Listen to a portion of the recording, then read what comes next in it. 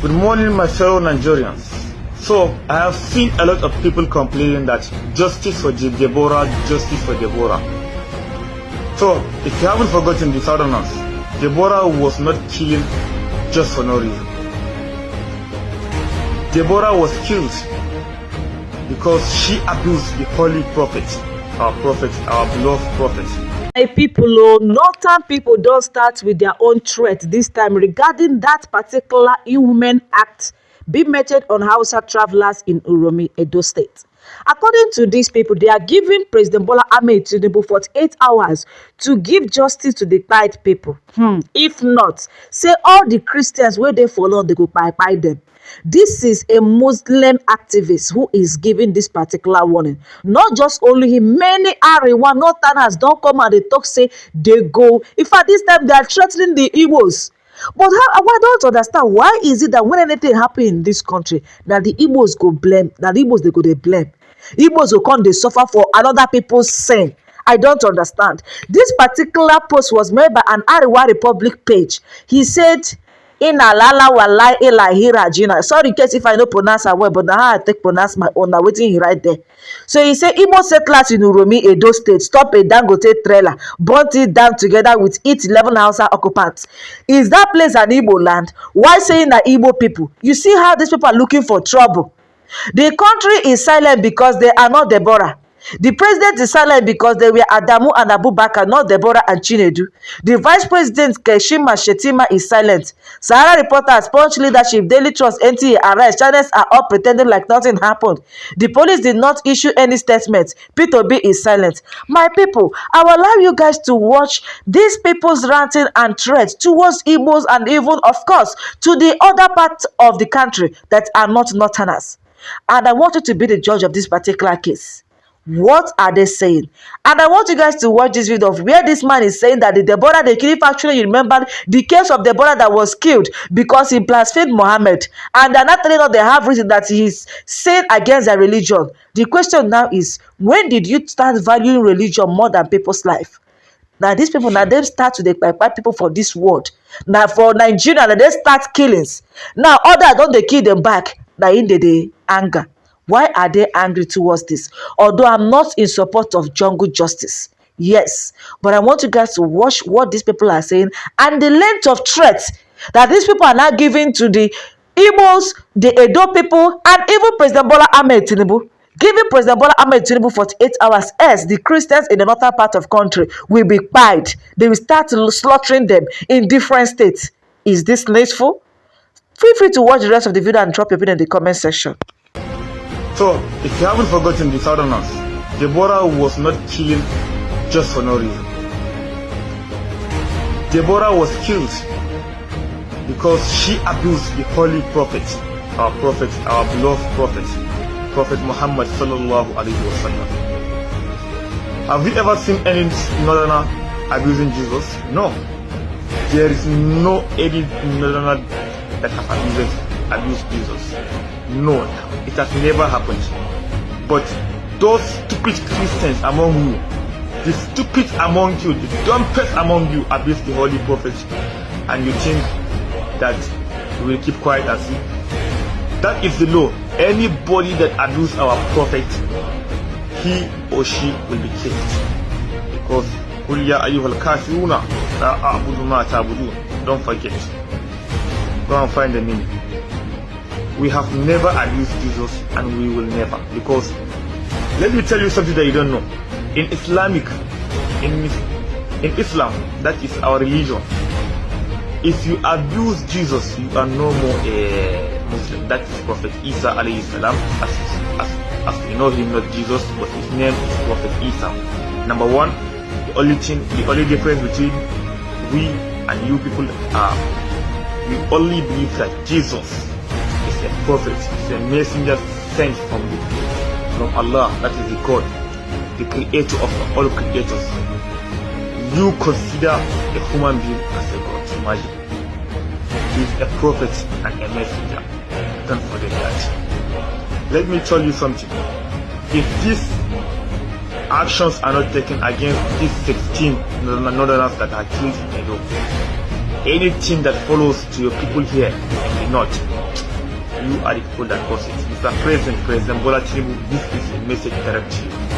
And His Excellency, the Governor of Edo State, Mr. Monday, this is also a message directly to you. You know, you have many of your people in the north, more especially Borno State, Kano State, Jos, Kaduna, Jigawa, not Jigawa, but I think around Adamawa people. So there are many Christians here. We won't consider whether you are from Edo, whether if you are from Cote d'Ivoire. Definitely if you are a southerner, the thing that will follow are caused by you people, that is you and President Tinubu. Mr. Monday, actions must be taken within these 48 hours, because we will do this thing when it is very harsh, because we won't allow our heart to have patience. Let it be the last warning. 48 hours is enough. 48 hours is enough. Time is not against you. Time is against us. Mr. President, you only have few minutes. Few minutes, not even hours, minutes. Fetch out those people that this saw. Because if actions are not taken, you have the people here, then we will do same to them. Thank you. If government, I mean Tinubu, federal government and the state government does not provide justice for these Arewa people that have been unalive, 22 of them have been set ablaze in Edo State within 24 hours. If you know you are from Edo State, we don't want to see in the north. Whether you are holding a matches or you are holding union knife where they use our cut onions, if we catch you for Arewa, your own don't finish. Now back to back, we are tired of all this nonsense. We can no longer tolerate it again. Let's be very frank. Look at these guns. Look at them. Look at it.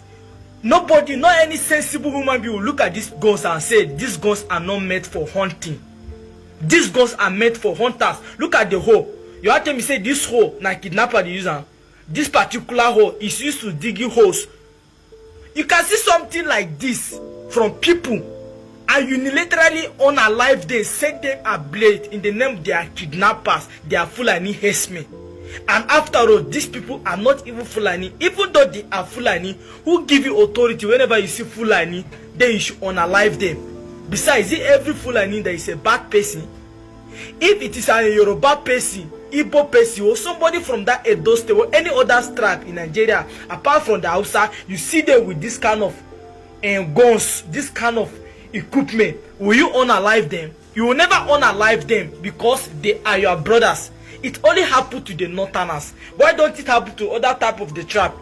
Can't still forget, this is Harira. I have 4 daughters. We have been unalive in the afternoon in Anambra State. What is their crime? They did not commit anything. Do you want to tell me that this woman too, she's a kidnapper or a bandit? Igbo people killed this woman in Anambra State. Now so the matter just go like that. Nobody talk, nothing, because her sin was she's from Ariwa. Edo people, they are one of the most tribalistic people. They are the original originator of that name, Apoki. I hate these people, I hate them. Not because of their religion, not because of their anything. They forget that once you are outside, you are not a human being. And a lot of you are coming to the comment section justifying that they are Fulani herdsmen. Did you see them with cows? These people are coming all the way from River State and they have license to their weapons. They have license to their hunting weapons, and yet you people, nobody investigate them. The vigilante just stop them before they come down inside the car. They begin to Kpaied, kill them. They begin to beat them, and you say justice must not be served. If federal government does not do anything about this, we will not take it lightly again. It could be me today, and it could be you tomorrow. Jungle justice is never a welcome idea. Let the security agency do their work. Whenever you find somebody suspecting or guilty, report them to the police or soldier, any security agency nearby. Let them investigate them and do the proper need. Taking somebody life unexpectedly because you feel that they are bandit or they are kidnapper is wrong. Many innocent people's life have been taken in this way, and we can no longer tolerate it again. Nigerians, end bad government before bad government end all of us.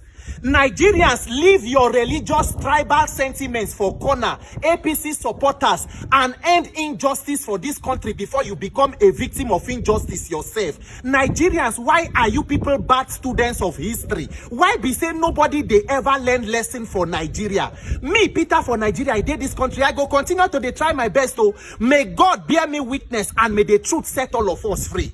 This injustice where we go they clap, they support, they think they're big enough to go round. Though it can touch you at any time. You see this case where happened for Edo State, for Uromi, where they say that they go kill about 16 people, they burn them, they say they think say they be kidnappers. For Uromi, they say they see them inside truck, they carry den gun. Meanwhile, according to reports, they say they be hunters. If you know the way where kidnappers, they trouble them for that axis, from Asabato, Gwashuku, Ibuzo, Isela, Zagbati, Uromi, I don't do video concerning them. Till date, government never fit help people concerning the case of kidnapping where they go on for that axis. Now, citizens don't take laws into their hands. Vigilante go see people where they inside truck. They say they be kidnapper. Before they say Jack Robinson, they don't put them tire, pour petrol, beat them, video them till they kill them. They don't kill them now. Everybody don't they call for justice. RAY youth, northern leaders, everybody they shout, why should it happen? Why should it? They must investigate. Police say they don't start investigation. They don't arrest about 14 people. It good though, and it is okay because you must always fight for justice. Me, I will never be a supporter of jungle justice because I believe say as a human being, you will fit kill another human being no matter the circumstance is a criminal, and any crime should be prosecuted. But what is good for the geese should also be good for the gander. The same notes today where they call for justice, they shout, everybody they talk. Una remember May 2022, 12th of May, the killing of the 200 level student of Shehu Shagari College of Education, Sokoto, Deborah Samuel Yakubu, where according to them, they say it was blasphemy. They talk where she talk for WhatsApp group. Students from inside the school go drag her come out from the dormitory. They stone them to death. They show the matches all around like this. All of them that they show the matches that they do. Till today, how many people went to jail for that killing of Deborah? How many people were prosecuted? In fact, they sent team of lawyers, more than 32 lawyers, led by Professor Manso Ibrahim, to go defend some of the boys where they've been carried go court. Guess the charges where they give them. Criminal conspiracy and incitement of public disturbance, which are bailable offenses and at most can take 2 years jail term. But they were even discharged and acquitted. The only two where they even carry with criminal charges, at the end they drop and they say police prosecutor no come. This one no day. At the end till date, now another pastor carry the family of Deborah. They say they go whether na River State for Port Harcourt, they go give them house for day. What happened? What happened to northern leaders at that time?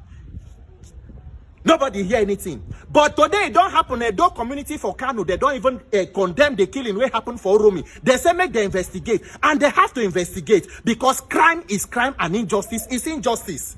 Today, the governor of Sokoto State, the time when the thing happened, Honorable Aminu Waziri Tambawa, he the Senate, he's a senator. He's a former Speaker House of Rep, former Sokoto State governor. Today, he's in the Senate. No justice for Deborah. The same energy we need to put to.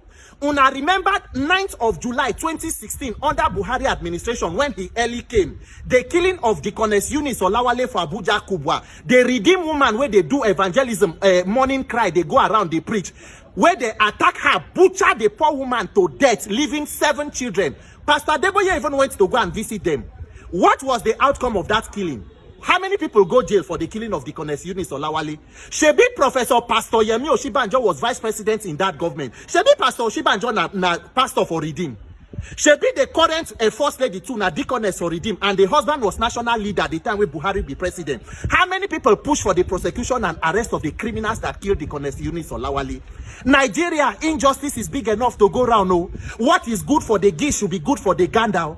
All this jungle justice and mob violence where they go so is because of the failure of our criminal justice system. But person writes the Nigeria criminal justice system. Now the person where write book they carry go put for prison. Nigeria, may we continue to declare for injustice. Today it don't happen. Now northern youths they kill. So northerners, everybody their heads they stand, everybody they stand, and it is good because you must call for justice. But the day where another person from another religion will be killed in your own place, you must also reserve the same energy. Now so Nigeria be.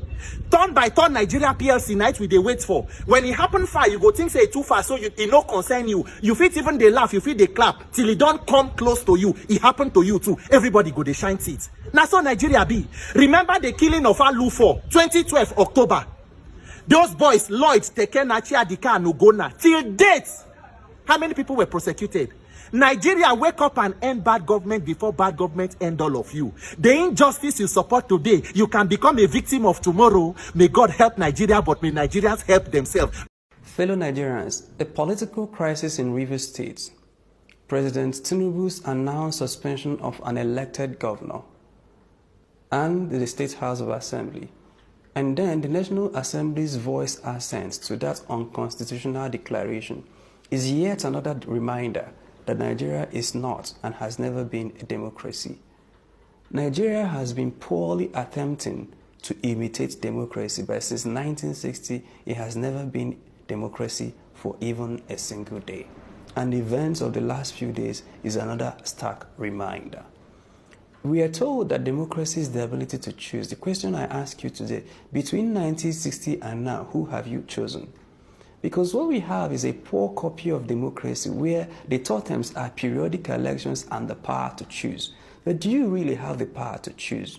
Now, let me tell you the constraints of the imitation, because Africa must own its own assumptions if we are to make a credible attempt at self-governance, if we are going to leapfrog from where we are to the next place we are going to. I want you to ask yourself, what country do you know in the past 50 years that has leapfrogged from a third world country or from a developing nation to a developed one in the past 50 years using this American version of democracy?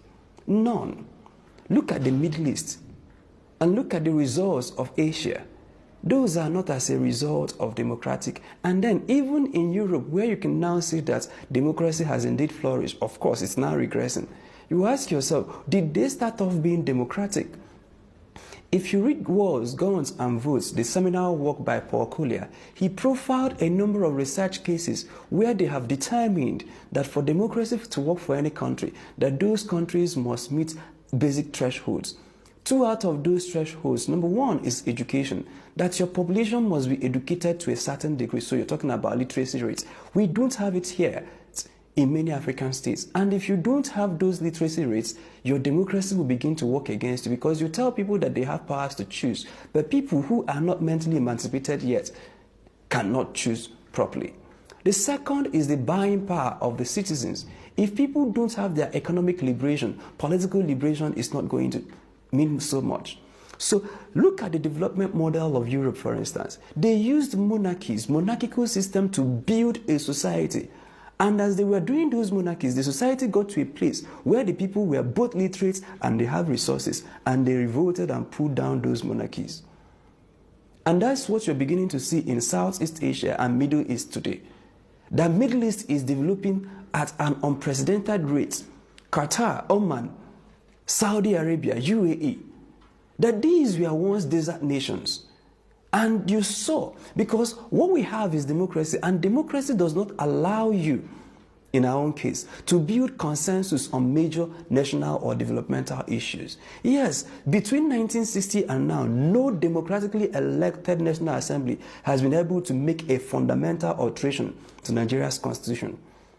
No democratically elected administration has changed even one bit of structure of the nation. All the structural changes in Nigeria, both the creation of 19 states, creation of 30 states, creation of 36 states, even the 1999 constitution, all of those are products of military dictatorship. Why is that? Because in dictatorships, it's easier to form consensus. And that's the consensus you see that helps to move Asia forward. That's the consensus you see that helps to move Middle East forward. We don't have that consensus in our own system. So we are unable to, in 60 years, mobilize consensus on key developmental trajectories of the nation. Yet, power is centered around one man. The fundamental promise of democracy is that power is distributed. But you and I know that anytime you have a president in Nigeria, that the constitution begins to smell like a president.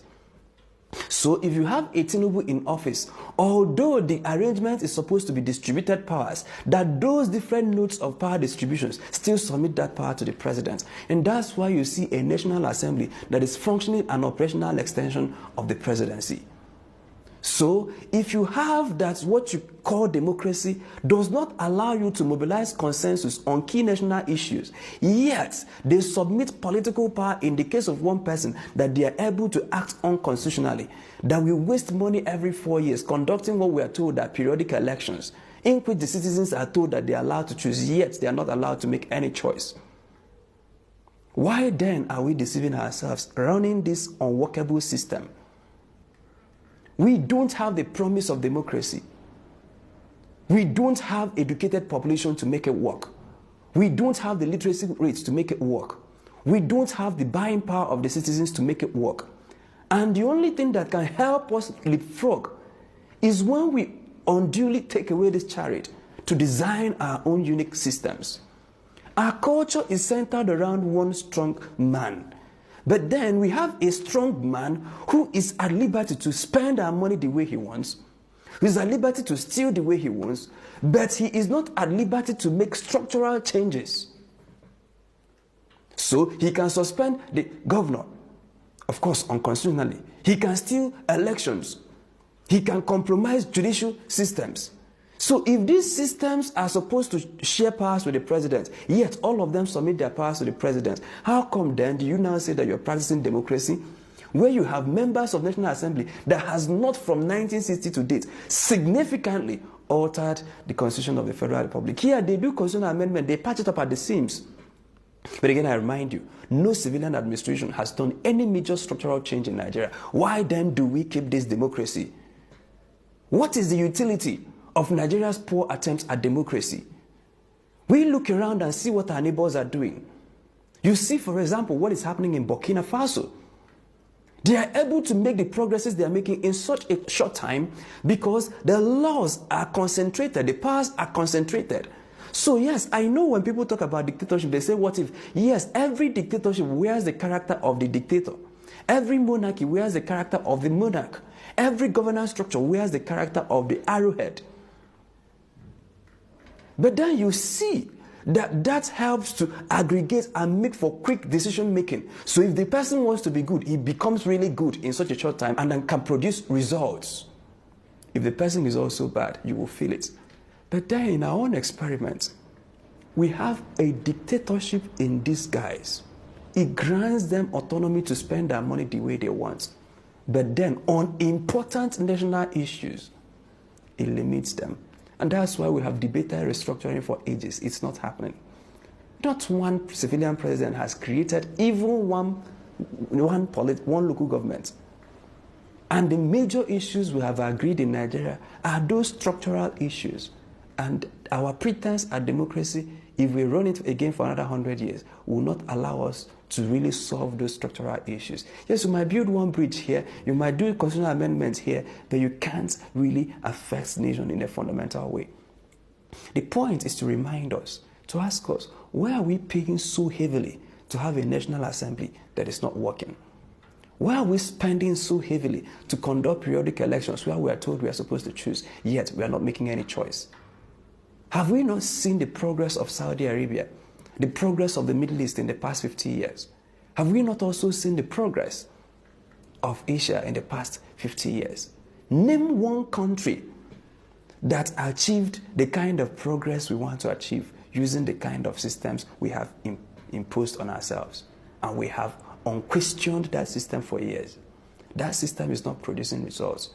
Dear brothers and sisters, it's time to rethink democracy in Africa. It's time to redesign and our own unique governance structures. And when we run our governance, it's a pretense to assume that Africa's history started from 1900. No, we had unique governance systems before the invasion of the West, and it was working. Yeah, we may have to tinker a little bit, panel bit a little bit here and there, but we have to own our unique systems that understand the language, the culture. Because democracy imposes on you some form of responsibilities, but our citizens are unable to live up to those responsibilities. Democracy assumes that when you distribute powers within different power nodes, that those people who have distributed powers will use it. In our own case, we have seen that the lawmakers agree and willingly give the president their powers, and yet they receive payments from us. Our judges, Supreme Court judges, willingly give their powers to politicians, and we still retain them. So why do we keep producing this system that is expensive, that we can't form consensus, yet it has not delivered on any of the promises of democracy? Africa's morning is at hand, but it will start by us redesigning our own systems, including our own governance systems. And I know this video might rattle people a little bit because this is the first time they're hearing it. Because from primary school, they've been drumming it into your ears, democracy is the best form of government. I've now provided you materials that will help you to come out of that cocoon. Think, which nation do you know that did not achieve a stable economy before transitioning into democracy that has worked? Now you say America. America is a unique exception. And from the recent files, you see how America has been using their so-called democracy, CIA and USAID, to impose their will on nation states. All of those states, how many of them has really achieved the developmental goals of their people? We have to design our governance structures, and we have to run what is unique to us and what will help us grow. Now, when we use systems that can help us grow, when we have gotten to that level, for instance, the monarchical system in the Middle East is unsustainable, but at least it's delivering results. In the next 50 years, the people will challenge those results, topple those systems and plan democracy, and it will work because they now have baseline education and they now have the baseline finances. Today, we don't have baseline education, we don't have baseline finances, and you're telling me that you are giving me the power to choose. That choice, according to Paul Collier, will never work, even if you try it for another 200 years. Thank you so very much.